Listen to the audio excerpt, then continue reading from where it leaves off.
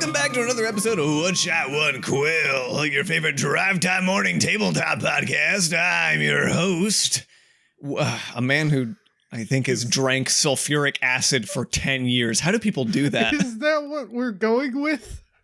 Yeah. I'm Spencer. I'm your chief introducer. With me is my co-host, Ben. I am a drive time morning show host. You are the guy that explains how this podcast works. Yeah, well, I normally do that just right into it, but I feel like this time we should introduce our guest. Who? Brittany. Did somebody say my name? Oh, my God. When did you get here? Spencer, I've been sitting here this whole time. It's incredible I did not notice you in the same room that we record in. Yeah, we always record here. I would assume you're 8 feet from me? 7. You guys are social distancing. Yeah, That's good. Yeah. It's been really, I gotta say, I thought the first 3 months were hard. Oh man, the following 11 were harder. I haven't hugged my boyfriend in a year. Anyway, this show is a show where we brainstorm a tabletop RPG one-shot, normally in the medieval setting, but who knows if people give us prompts that aren't. We take a user-submitted prompt and then 2 user-submitted items or otherwise elements of the campaign, because once it was just a gnome that couldn't be hit. We take those, we run them through a random number generator, we pick out all of them for the episode, and then we roll with it. We got to do it with those, and sometimes we say we got to do it with those, but sometimes we just don't. Occasionally we've just said, and also that thing's here. And at the end of it, we'll have something that I'd say a good 5 out of 6 times you can use. Very thorough, Ben. Well done. Thanks. Nobody could do that quite like you. And I mean that in the most ambiguous way possible. Ben, do you want to roll up a Twitter-suggested premise for me? Let's say we got 4 options this week. If we were going to do that, I think what we would go with is probably a 1. Well, wouldn't you know it? Another one from contributor Andy. Andy has written, an otherworldly entity is warping onto the material plane and taking a single resource slowly over time. For example, trees. So if I'm gathering this right, some worldly resource, let's pick from the Catan lineup. It could be wheat, could be bricks, God, they're sheep. taking our sheep. Taking all the sheep one by one. Some resource Not our rocks. is being removed one at a time, and it ramps up. A celestial being is teleporting onto our plane and taking the bricks out of our houses one by one. That would have some grave implications. Just about every structure would be at risk. Now, here's something you've just made me think of. These have to be earthly resources, but no one says that they have to be resources usable by people on Earth. So by that point, I want to suggest they are teleporting to this plane and stealing graves. Point of clarification, when it says one of something, does it mean all of that resource at once, or one brick?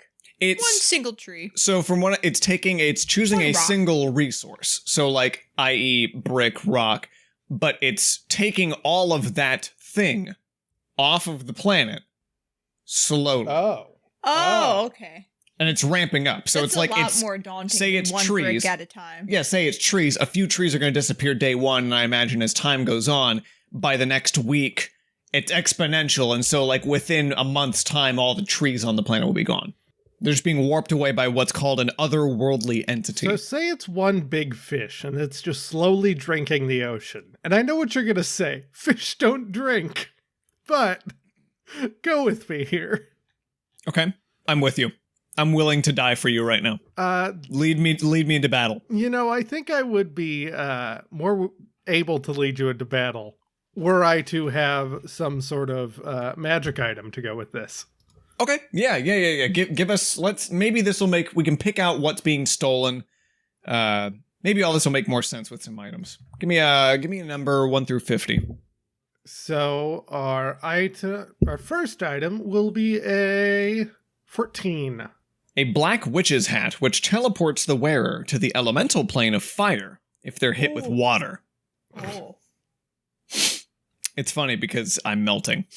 Oh, that's fun. It's you see, it's a clever Wizard of Oz reference, I'm realizing. Can they get back? You want to roll me another number?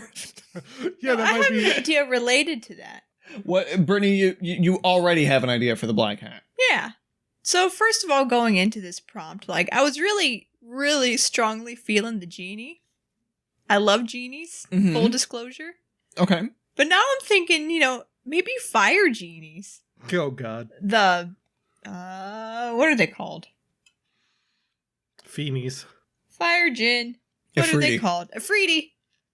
Like maybe it's Efreetis that are using this hat to, warp back and forth to steal stuff. Okay. Yeah, that would count as an extra dimensional being. This could be the result of a monkey's paw wish. And, this is also, you slap that shit on the genie, then you hit him with water, and then bam, they're gone. Or maybe Vanished. the genie knows that, or the Efreeti knows that the hat does this. And so he just occasionally, slaps himself with water. Like, he's got a little squirt bottle, spritzes himself in the face. You're saying it's And he's his gone. escape plane? Yeah. Interesting. How does he only get back? has, a one-way ticket. What might help us is if we have a second item, like a 38. Man dressed as horse mounts. Maybe that's the resource being stolen? Horses. Okay. Nope. I'm in. Not horses. No, hang on. Hear me out. Horses are being stolen. Now that there are no horses, we've needed someone to come fill that vacancy. And it's men dressed as horses. The furries are just like, my time has come. Uh, Finally. all right, well, that's it for me. You guys have fun with this one. I'm lassoing you back here. I said I would die for you. You do not get to retreat. Lasso you like a man dressed as a horse mount. Yeah. Yeehaw! All right, Wild West campaign. Ben said it. It's usually a fantasy setting. This is a Wild West that's a good- campaign. Okay, I like Everybody this. knows there's only horses And you know what? in the It's West. more allegorical because, Wild West stuff always goes with, they're, digging up all the coal underneath the Indian reservation or whatever. Sure. So this is similar to that it's an otherworldly being taking all of the horses. I'm actually getting really into this. Okay, so we have a Wild West setting. Can it be a Wild Wild West setting starring Will Smith as Jim West? I think that's the cameo. Desperado? Only if drag isn't the punchline for half the movie. Oh, I'm not interested then. So a regular Wild West movie. And inside this Wild West one shot, all of the horses are being stolen. Do we want to go with that nice Native American voodoo cliche that the white man has tread too far? I will point out, just because I don't want to be accused of being culturally insensitive, voodoo, not Native American. Yes, it is Haitian, I'm aware. It's a Mountain Dew flavor. Haitian Mountain Dew, get it while it's hot. It's the only flavor of Mountain Dew that's supposed to be served hot.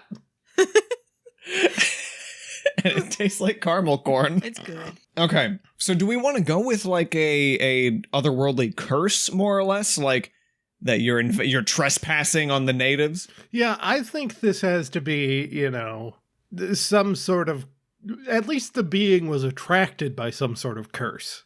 And I liked your one-off out there of navigating a coal mine that belonged on sacred ground. That kind of ties into a fire plane thing as well. Like, think about the ever-burning coal fire or something. Oh, you've got this raging hot mine out of which has burst a efreeti from the plane of fire. That kind of sets up a very interesting antagonist. Like, Spencer, let's be clear here. The Wild West plane of fire. thank you, Arizona. Now, this it sounds like, as I'm hearing it, you go to a village, not a village. You go to a town, and in that town there is in that town is a saloon, and in that saloon is all the coal miners who can't get any work done because, well, you might have heard. All the horses are gone, which we need to mine. Why does this? The mine's on fire. But Brittany, as a matter of fact, The horse rancher is also out of work. I kind of like That's this the real idea tragedy. that it also has a bit of a, dug too deep thing where this efreeti has been freed, and as such, it is burning up all the coal in the mine to sustain itself. I love the idea of it being like like it's trapped in a flaming aquarium of sorts. Nobody else is going to be able to get into that thing, and it's going to burn up all the coal to stay alive. And so I feel like part of your end game here is to procure the resources necessary to survive a giant fire tunnel to even get to the thing. I think that's really because we've got this hat, right? That you get the hat on him and you throw water on him and he goes back to the fire elemental plane, the Wild West fire elemental plane. Arizona. Yes, Arizona. I think getting to him is going to be the big challenge here. Or maybe with that even, like maybe there's something that's, keeping him to the material plane that you need to go to the plane of fire to, find, destroy, whatever that may be. Doesn't fully fit with Jin lore, but like, it's funsies. So you're saying maybe rebind him back to where he belongs? Yeah, like maybe on the fire plane, like there's some spellcaster, some creature that maybe this is, their summon. And like, you can beat up this fire elemental as much as you want, but as long as, that original caster is still alive, like, this thing's going to keep coming back. And maybe you learned that through the initial encounter with the efreeti.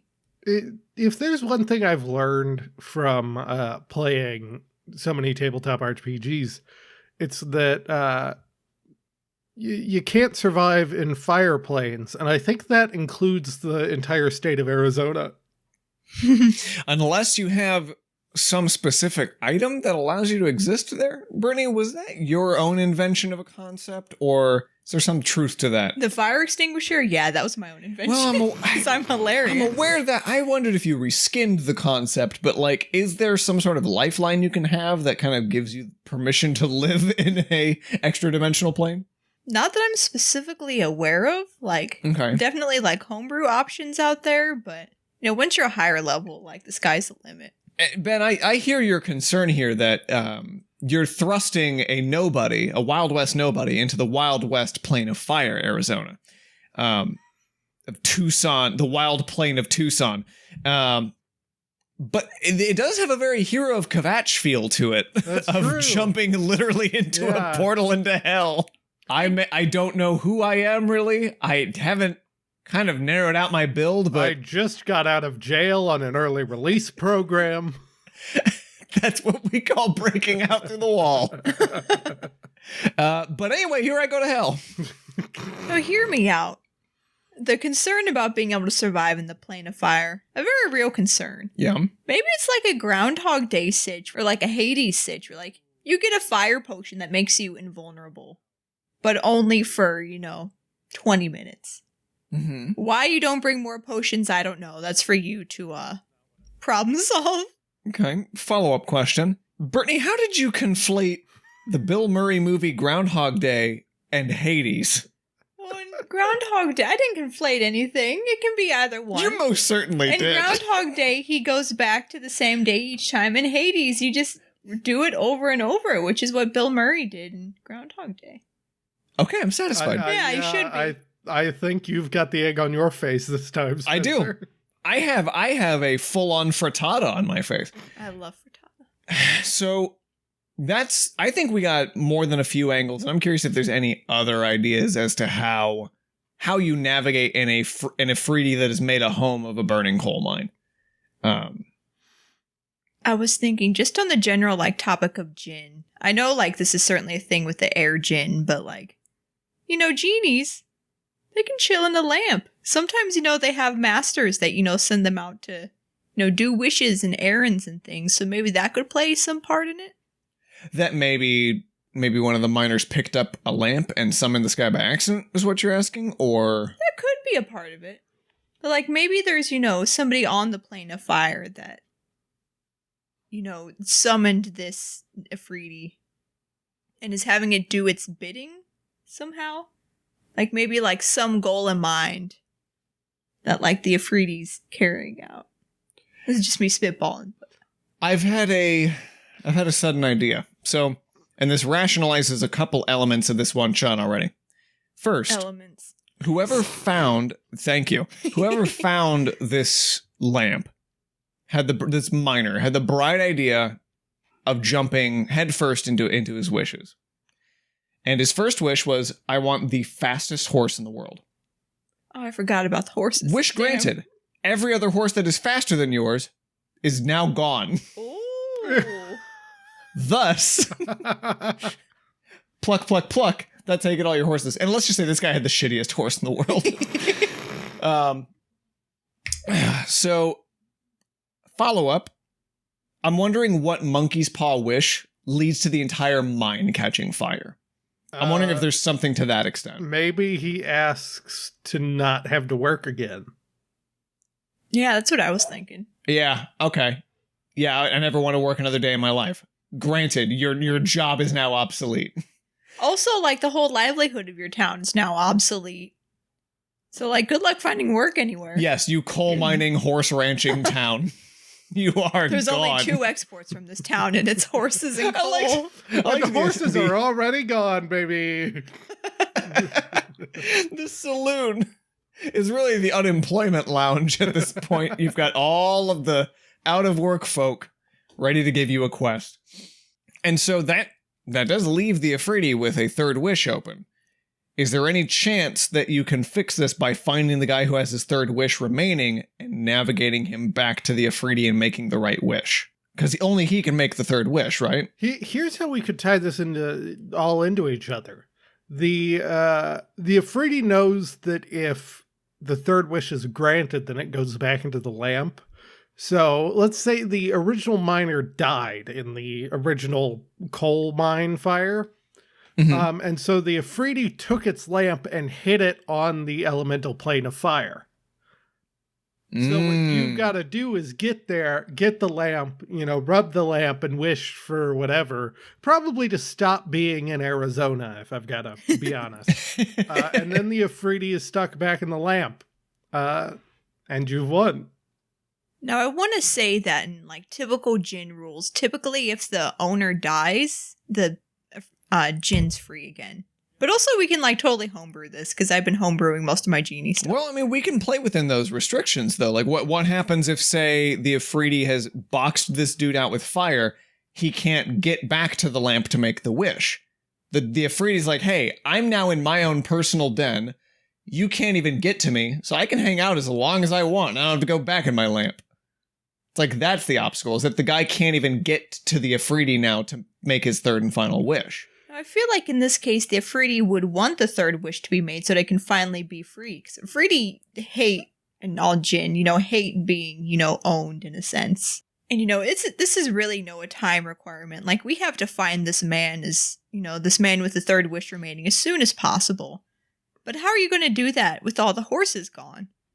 Walk into the saloon, and there you find him, this man recently out of work. A man dressed as a horse. Listen, I ain't much for running, but I'll be damned if I'm gonna be a freeloader. Hop on. His speed is 35. This character is for sure the mascot of the horse ranch, right? That's why he has the costume. And he's Horsey Harold. He's like, look, if this horse ranch is not restored to its old proportions, I am dead anyway, so I'm willing to sacrifice my life to bring it back to its full potential. His travel speed is absurdly fucking slow. But he can carry 2 people at once, and there's the convenience. He does count as a beast of burden, too. There's no limit to the amount that this man can carry, but he does carry it very slowly. He is not slowed by difficult terrain, which fire is. Arguably. All right, so Brittany's suggestion is that the party sends him in to die in the fire. No.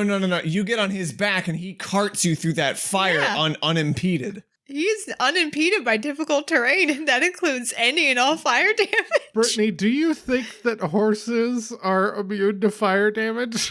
No, but this man's immaculate horsey boots are. Then only his costume is flame retardant. Has a bio miner. I think I know a few things about horses. And only one of us tells lies. And only one of us is a real miner. I'm just thinking to really iron out every angle here, because we have a wonderful adventure so far. I think the man with his third wish remaining, I think he fled the mine fire and everyone scattered. And I think he got lost in all the chaos. I think he accidentally either went through like the wrong tunnel to get out. He ended up deep in a cave. Mm-hmm. Maybe he ended up out somewhere in the desert, and he's now, you got to go out and find him, and you're going to catch him cornered by a bunch of giant mantises or super mutants. I've got Fallout in the brain right now. But yeah, you go find the survivor because he's ran off. He got lost in all the chaos. And so you're going to go on a rescue mission to find him. And then from there, your second leg is to go back to the fire den and use some of the tools you've procured along the way in order to confront the efreeti. Be that maybe with the hat that can banish him back to the water plane or anything of that sort. Also, maybe I was thinking, since efreeti are a pretty hefty challenge, they got magic, they got wishes. Maybe the challenge isn't to defeat the efreeti itself, but to free this man who's, kind of trapped in this burning coal mine. Get him out safely so he can use his wish. Doesn't he have to say it to the efreeti, though? I think you can just say it wherever. If we're going by Witcher rules, yes. Or if he's holding on to I think it'd be cute if it was like a miner's lamp. If he's holding on to that, that's where all the power is. And as long as he has that, he can make the wish. I feel like we've got a sturdy Wild West adventure on our hands here with a spicy twist. I don't feel like we have a nice unified story, though. Do we need to recap it just to make sure? Yeah, can you give me a recap? So we get the ba-boom noise that opens every Wild West thing. And then, Spencer, you go. Like a spaghetti western theme. And you're riding into this town where all the coal miners and all the horse ranchers are out of work. They explain to you what's going on. There's a burning coal fire. All the horses done disappeared. You do a little bit of talking around and you find that not everybody made it back. And so you're going to go find the gentleman who found the efreeti's lamp and made the wish. You rescue him. He explains what's going on.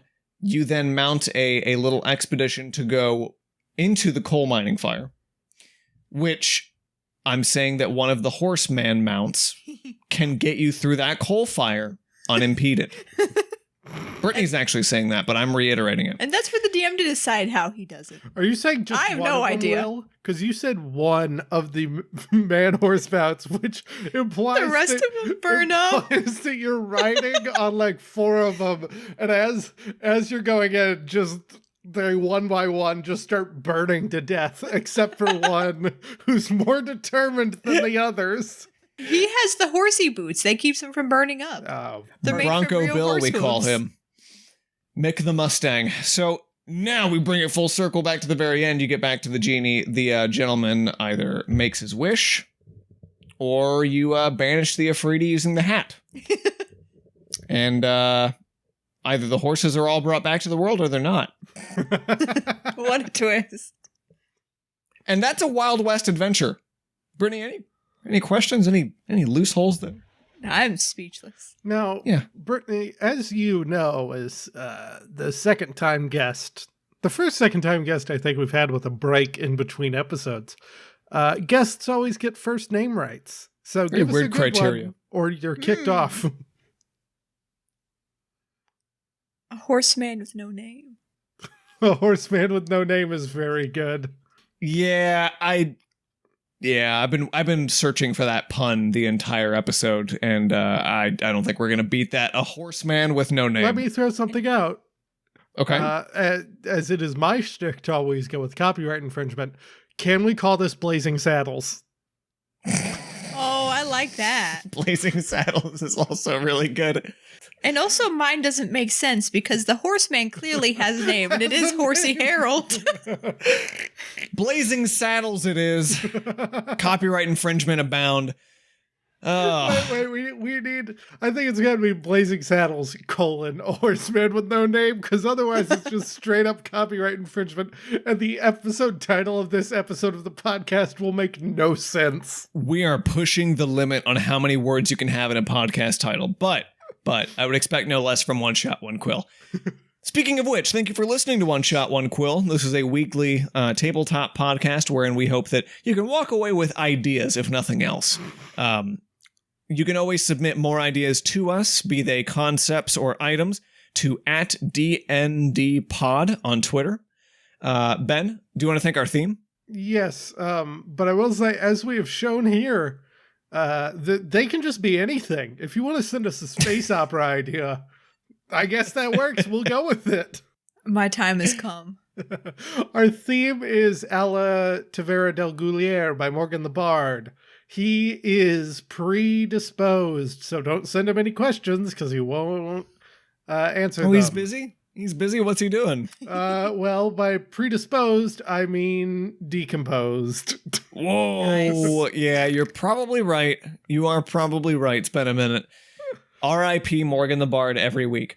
Remember to rate and review us. iTunes always helps.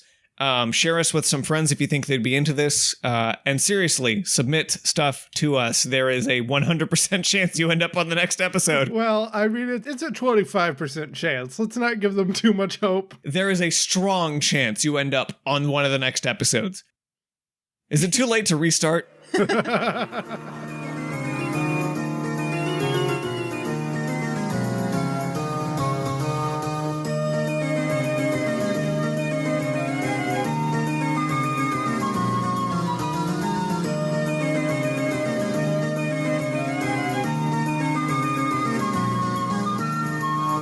That opening was okay? Yeah. Was it too sad and real? Mm-mm. I was going to make a joke about estrogen, but I didn't get my estrogen joke in. Don't worry. Save it for the closer. No. Close out with happy to bring some estrogen to this podcast. No.